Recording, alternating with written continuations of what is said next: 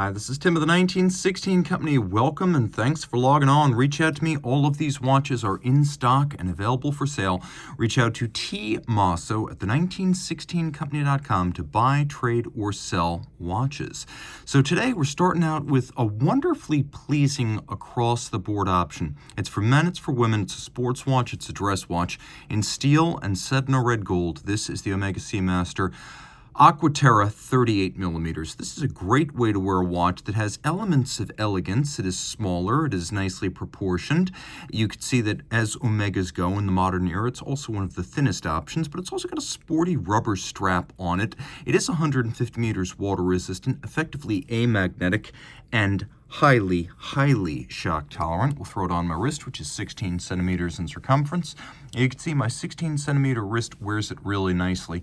This is a perfect companion, a watch that has just enough gold to be luxury, but not so much that it begins to seem a little too frumpy for sporting activity or for a more youthful look. I find that two-tone in rose gold and steel is a little bit more appropriate for a younger person. If you're older, yellow gold and steel might still be what you recognize as the standard for luxury, a la 1980, 1990, 1995. Rose and steel is really the more contemporary look, and one that I find a lot of millennials and those Zs who are still ready to get into the watch space at this point in their lives, they're going more towards something along these lines. We have a silver dial, silver white with blue accents, and then on the back it's the same movement that you find in a diver 300 meter. So single barrel, it's got a quick set. Actually, we could wind this and get it going again so I could demonstrate that to you. It's got a quick set, it's got a hacking seconds function just like that.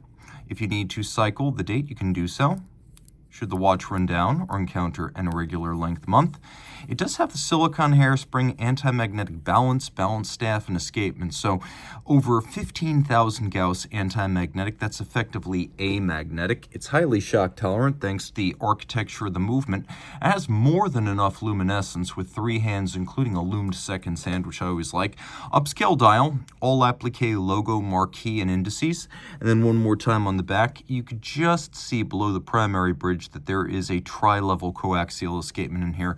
So the George Daniels system taken to Omega's latest level of its development. Tangential contact rather than sliding friction between the impulsed and impulsing surfaces. That's what you get with the coaxial. Better power reserve, reduced maintenance requirements, and improved chronometry. And along those lines, this watch is a master chronometer, so highly water resistant, tested to power reserve and winding efficiency, chronometry in 6 positions, tested in all evaluations as a fully assembled watch, and also tested against magnetism. So master chronometer is a more extensive chronometer certification. Now let's say you want a watch that is equal measures sporty and fine. Well, we have a little bit of luxury with the rose gold of the Omega, and a lot with this Vacheron. This is the Vashon Constant Overseas Tourbillon, the model you see right here, in steel with blue dial, launched in 2019. It is a beautiful ode to Vacheron tradition in a watch that can go swimming. So 42.5 millimeters in diameter, only 10.5 millimeters thick. You can see the timepiece does feature a screw-down crown and a 50-meter water resistance, which is absolutely ideal for surface swimming. White gold hands, indices, and logo. We have an extraordinary 1-minute tourbillon, and you can see here that the cage consists of the Maltese cross logo of Vacheron in steel, mirror polished, internally beveled, each one featuring sharp and beautifully defined inner bevels. Very difficult to do, especially when you have 8 of them on a single structure. One screw is blued, that acts as your seconds hand, and we have this beautiful, fully rounded and mirrored bridge for the tourbillon, similar to something you would expect to see on a Grubel 4C. This is truly awesome execution from Vacheron. Now it does have loom, no shortage there. It also has Vacheron's Generation 3 bracelet, on which every single link is removable for fine-tuning the fit, and then it has a 1.5 millimeter sleeved micro adjustment on each side. Plus, the watch comes with alternate straps and a quick release system for rapidly pulling the bracelet or strap off for easy swapping.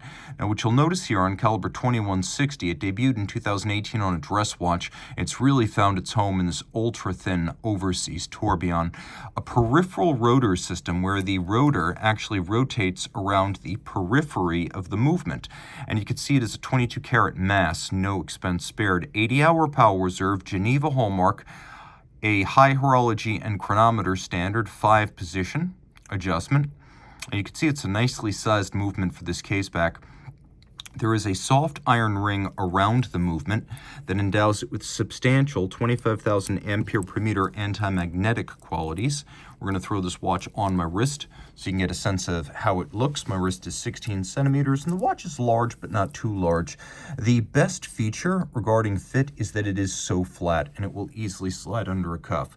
So if your wrist is my size or larger, 16 centimeters circumference and up, I think this watch is ideal for you. It is beautifully hand-decorated inside and out. Geneva seal, not just of movement, but of case, bracelet, dial. The entire watch has passed the test. But let's say you want something a little less traditional. Well, Vacheron is quite traditional, even when you're dealing with something along the lines of a steel sports watch. So what happens if we decide to bring in titanium? What if we decide to bring in MB&F? Well, this is a 2021 launch from MB&F. It is the Legacy Machine Perpetual Evo. Legacy Machine came out in 2015. It was the most complicated MB&F ever, a perpetual calendar designed with the help of watchmaker Stephen McDonnell, while the Legacy Machine Perpetual Evo takes the Legacy Machine and adds a screw-down crown, 80 meters of swimmable water resistance, a titanium case, and actually a surprising amount of luminescence, including on the calendar. Now, the watch, of course, features a rubber strap. You can see there's a little motif on the bottom that is exclusive to the sporting model. The strap is held on using a screw and bracket system, so very secure. We have a double deployant leaf spring secured clasp, and you can see that the case design is not that of the Legacy Machine Perpetual. It is an all-new case design with a combination of satin finish, polish, and media blast, all three used. The dial featuring individual adjusters for each one of the calendar indications, so you can rapidly make corrections. It uses a mechanical processor and a base case month of 28 days, so assuming a standard February is the base case, rather than using the grand lever and program wheel system of conventional perpetuals. The result is that the actual perpetual calendar mechanism is really quite compact. It sits right underneath the right-hand side of the date ring, just underneath the balance. The balance is huge. Free sprung, beating away at 2.5 hertz, just like an old pocket watch. It has an overcoil, an enormous dual-anchored balance bridge for stability, and as you can see, a colossal balance staff that winds its way all the way to the back of the watch, where you can see the escapement, like the Legacy Machine split escapement, the escapement with the anchor and the wheel. It's actually on the back of the watch. 2 barrels, 72 hours of power reserve, quite impressive, all things considered. The bevels are a mile wide and gorgeous, and you can see that there are quite a few choice interior creases, solarization on the crown wheel and barrels, nickel anthracite coating across the bridges, and the finishing in the tradition of Kari Voutilainen, a longtime advisor on the Legacy Machine series, and the perpetual calendar system. No need to reset for irregular length months or for leap years. We have a leap year indicator right here. You can see how the system works. You simply push to adjust, and that's for every single one of the displays.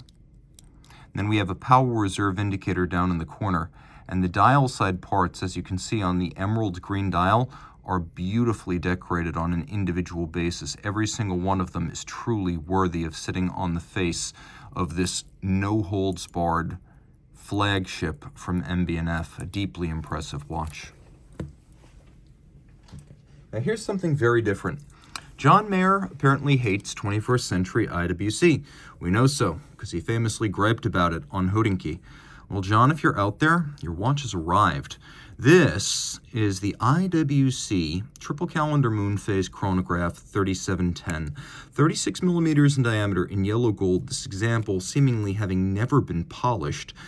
It was a 150-piece limited edition that came out in 1982 as IWC was rediscovering its passion and commitment for mechanical, complicated watchmaking. You can see on the reverse, even the individual numbering has been freehand engraved. The caseback serial number, the freehand engraving, you can see the hallmarks super deep and sharp. There's even a little bit of Boscoriale tarnish. You could see that sort of tarnishing of gold, 18 karat gold, that occurs when it hasn't been touched for a really long time, named after Roman coins that were discovered retroactively that featured this kind of tarnish. You can also see that, as with the 3750 Da Vinci Perpetual Calendar Chronograph from the period, when you have many stacked coaxial hands, IWC was using plexis back then, and this is believed to be one of the first ever limited edition IWC wristwatch models, possibly the very first. You could see there's no branding on the crown. It is very vintage. German language calendar built for IWC's home market, not just its home market, but areas in Switzerland and Germany that are natively German-speaking, just like Schaffhausen itself, where this watch was made. You could see the dial is truly white, not silver white, but white, and then the hands look like they've never been removed and repressed. They are absolutely spotless. You can also see the lovely vintage International Watch Co. script, and get this, it's only 41.3 millimeters lug to lug, so literally anyone can wear this watch, which I do believe to be the first ever limited edition IWC wristwatch. And it's thinner than it looks. It's only about 12.1 millimeters thick, so it's a beautiful size and a real milestone in the pantheon of IWC watchmaking, part of its comeback from the quartz crisis. And just look at how sharp those lugs are, how sharp that bezel fastening is. This thing looks quite literally untouched. We haven't polished it, nor would we recommend you do so. Very special. All right. So we have a fascinating watch from Moritz Grossman, a Benu Power Reserve. You could see extremely limited edition in steel, 41 millimeters with a sterling silver black galvanized dial. The hands look like they might be loomed, but what's actually going on here? Probably no company in the business puts more money and time and energy into making its own hands than does Moritz Grossman. Now, many companies in the watch space, even those that are movement manufacturers, don't make their own hands. Most of Patek Philippe's hands, for example, come from a company called Fiedler. Moritz Grossman is making its hands, and so they're cut from steel, they're polished, they're finished, they're tapered, they're even rolled to give them a little bit of tuck at the end so that they appear straight from the front. And then high ceram, a liquid ceramic, is added as a highlight, so it stands out against the black base. And so then it's polished down so that the high ceram is flush with the steel hand. The dial is made of sterling silver, and you could see that I set the watch. The unique setting system comes into play. So I'm going to set the watch, and you know, oftentimes when you set a watch, you push the crown back in, the minute hand in particular moves, and all of your efforts to synchronize the watch come to naught. Well, with Moritz Grossman, you pull the crown out, it snaps back flush with the case, then you can make all of your adjustments, you can finally align the minute hand, and then you press this little button, watch the seconds hand, and operation resumes. And so it re-engages the clutch, if you will, of the drive system, so you don't have to push the crown back in. And you can see on the reverse, Moritz Grossman also making its own enormous 14.2 millimeter free-sprung balance. I'm going to push the button that re-engages the drive so you can see it in action. Big, slow beating, almost the radius of the movement. By the way, the movement is huge. 36.4 millimeters, designed hand in glove to fit this 41 millimeter steel case. So the balance oscillates at 5 beats per second, 18,000 vibrations per hour. There is a hand curved over coil. You can see that it uses a micrometric screw adjustment of their own design. Take a look at this black polished index. You can see how it has a little bit of a facet halfway down its length, and then its scale, just like all of the floral engraving on the balance cock, has been freehand engraved. You could see it here too on this half bridge for the escape wheel. And if you look down to the escapement, you can see that it uses clear palette stones. Actually, all of these stones here are clear. They are sapphires, not synthetic rubies. Same material, just without the contaminant that creates the red of the synthetic ruby. Look how broad and luminous these stripes are. Now you can see the anglage is high grade. There aren't a whole lot of edges edges to these bridges, but what's there is beautiful. We have black polished crown wheel core, and then we have triple solarized ratchet wheel. Take a look at that. We also have, if you look very close, micro beveling of the teeth of all crown wheel, ratchet wheel, and intermediate wheel teeth. Deeply impressive. You can see we have both polished screws with chamfered slot and circumference, and then fired screws, and they're fired to a violet brown, not blue. This takes more discipline and better timing. It's a more sophisticated treatment. Even take a little look. The interiors of the wheels have been finished. 42 hours of power reserve with the unique setting system. There's a power reserve indicator on the dial side that goes from red to white as you manually wind the watch. Now, it's about 51 millimeters lug to lug, so it is fairly broad, even though it's also fairly thin at just over 11 millimeters thick. A really fantastic watch from a company that I would liken to a version of a Lange and Zona from about 20 years ago. This is a really special watch, both in terms of how it's made and how it's designed, distinctive of a brand that I think might be the best kept secret in independent watchmaking out of Glashütte.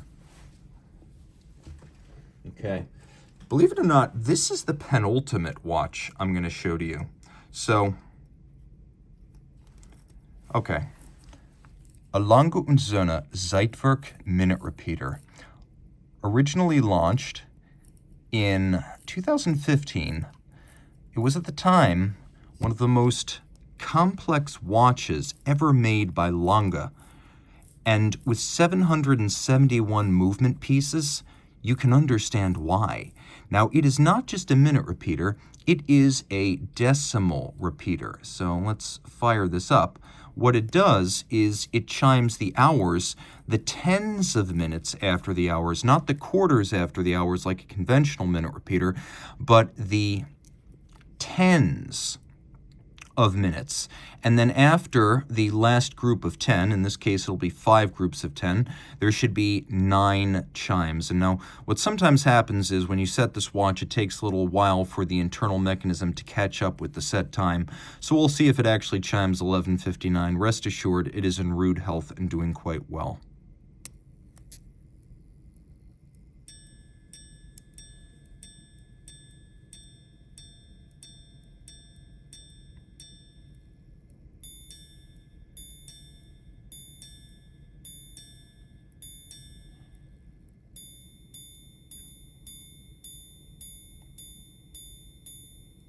There you go. And you notice how it waits to jump until the chime is complete. And the reason for that is you know that if you change the time on a repeater while it's chiming, you'll damage it. Well, it's smart enough to prevent itself from jumping the time when the repeater is struck. It won't jump until up to 20 seconds after, depending on when you activate the repeater. And take note, it works like a grande sonnerie, which means it uses the barrel to drive the repeater. It doesn't require you to charge a separate strike barrel. The idea is to prevent an incomplete strike, and it's brilliant. It works well.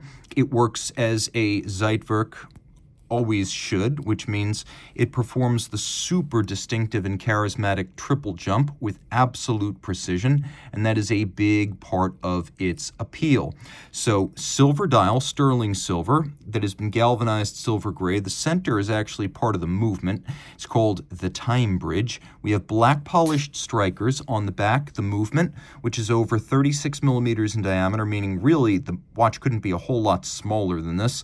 It's 44.2 millimeters in diameter. We've got a remontoire constant force device, so despite the incredible amount of energy and the surges of energy as it jumps and the draw of energy as it strikes, the balance will maintain very consistent amplitude due to the constant force device. You could see steel, you could see German silver, you could see a little bit of brass and gold. It's a very, very special watch. Overcoil hairspring, 5-position adjustment. You could see the floral engravings on 2 structures with both black polished and blued screws, and you can see solarization right there of the barrel cover. It is quite simply incredible. Throw it on the wrist. It's big, no getting around that. At 44.2, I would say I'm either the biggest wrist that can't wear it or the smallest wrist that can. I'll zoom out, try to give you a little sense of perspective. In case your wrist is 16 centimeters like mine or close, that's how the watch presents. But if you can, you really should And I should mention this watch all in platinum. It's got some weight to it. And now the polar opposite, titanium. From Bethune, we have a model that launched in 2022, and they only make 5 of these a year. But this is the DB25 Starry Varius Aérolite Tourbillon. So I suppose we should say Tourbillon Aérolite. What this brings to the table is a 42 millimeter titanium case, and then it's quite slim. It's just over 10 millimeters thick. And it features a dial of meteorite iron from Sweden. So the first thing that happens is their lapping specialists cut the disc from the meteorite, which is about the size of a dinner plate and flat. It is then exposed to etching compounds to create the Widmanstätten patterns that are distinctive of meteorite dials, fired to create these quasar-like tones of violet and red and blue and pink and brown, and then gold leaf and little white gold cabochon are added to create the stars, the near stars and the distant ones. Bethune making its own dials, cases, and movements. And you can see here, not only do we have a seconde mort, or a deadbeat, we actually have a hacking system. Being a DB25, it has fixed lugs, a round case, and a solid dial. So if you're coming from Holy Trinity, if you're coming from Moser, if you're coming from Patek Philippe, FP Journe, a Lange und Zona, something more traditional, the DB25 is going to be your point of entry into Bethune, but it is not a lesser Bethune. As you could see from the reverse of the case, this thing is beyond belief. The tourbillon. It's a 30-second tourbillon that moves at twice the speed of a conventional tourbillon regulator. And the reason for that is that when you combine it with the 36,000 vibration per hour El Primero-like oscillation rate, we have a tourbillon that gains less than 1 second per day. Chronometry is the point. And it is the world's lightest tourbillon structure, with the lightest of its 63 pieces, 1/10,000th of a gram. And the whole assembly, all 63 pieces, titanium, white gold, and silicon, 1/1800ths of a gram together. The hairspring, the balance, the regulator design, all patented. Bethune has patented the twin self-adjusting barrels, so despite the deadbeat and the high-speed tourbillon, this watch still has a 4-day power reserve. You can also see, if you look carefully, that the ratchet wheel teeth atop the solarized barrel have been micro-beveled. I showed you that on the Moritz Grossman, and here it is again. All the structures on the back, such as the balance wheel and the bridge for the deadbeat, are fired to create the blue. And then underneath we have these incredible polished steel caps with full mirrored black polish for the barrel bridge and the base plate. And if you look to the edge, you could see that the bevels are literally as wide as the Grand Canyon. So this is take no prisoners engineering, but also finishing.